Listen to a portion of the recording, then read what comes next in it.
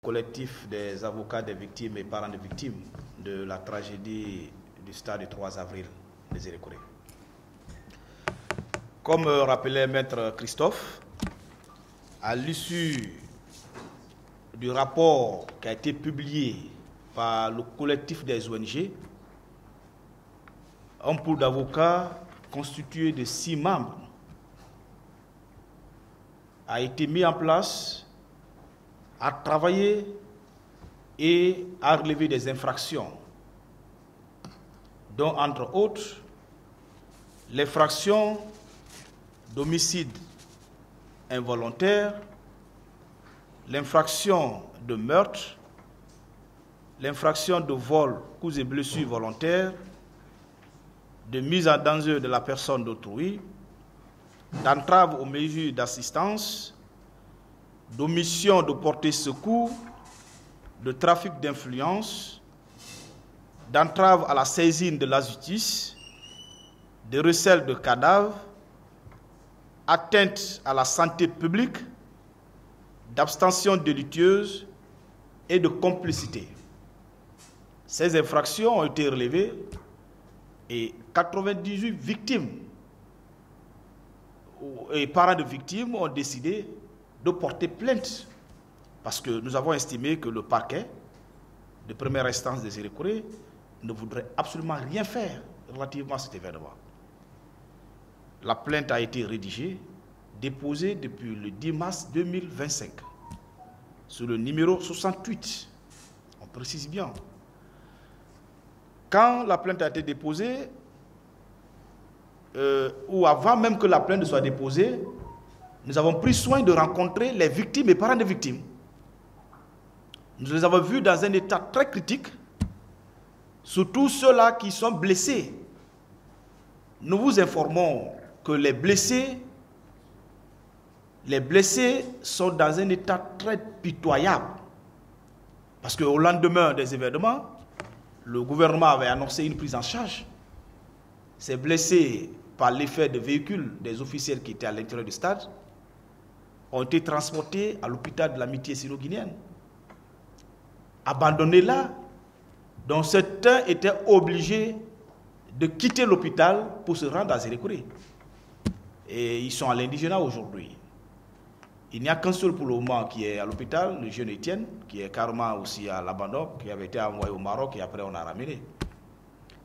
À l'issue de cela, il y en a d'autres que l'État a fermé les yeux sur le cas, qui sont où ils ont pris vraiment la promesse, l'engagement de porter plainte contre des gens qu'on estime être directement impliqués dans la commission de ces infractions que je venais de citer.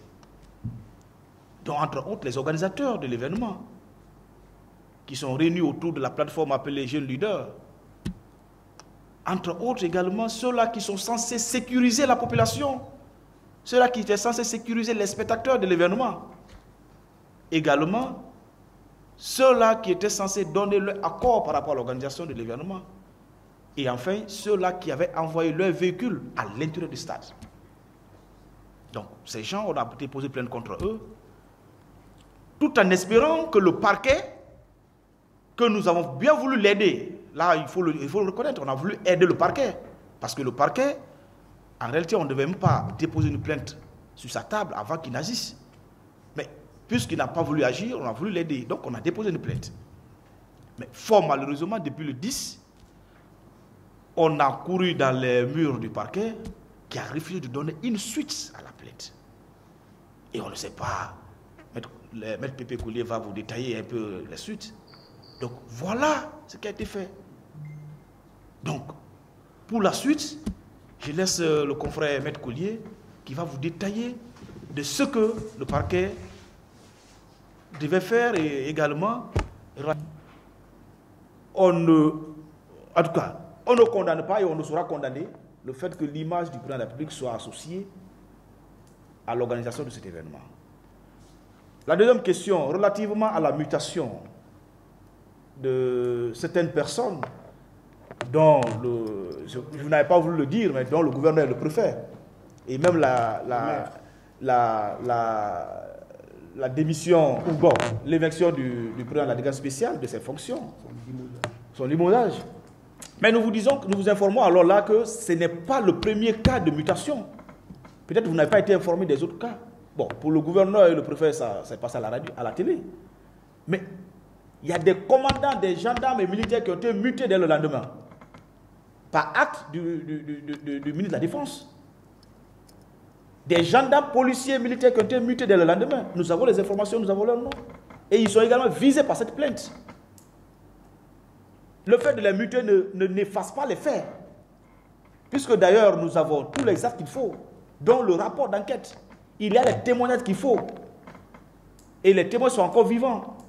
C'est pourquoi d'ailleurs, nous supplions le parquet à faire de cette saisine une opportunité pour pouvoir poser les actes le plus rapidement que possible, avant qu'il ne soit tard.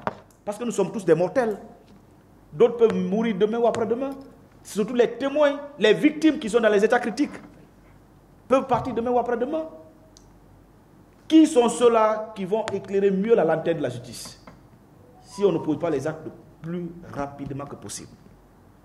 Donc, nous estimons que leur mutation n'a aucun effet sur la poursuite. D'ailleurs, même, nous sommes convaincus que s'ils ne sont pas en fonction dans la région de Zéro-Corée, ça va donner du poids, d'ailleurs, à la justice, à bien mener le travail.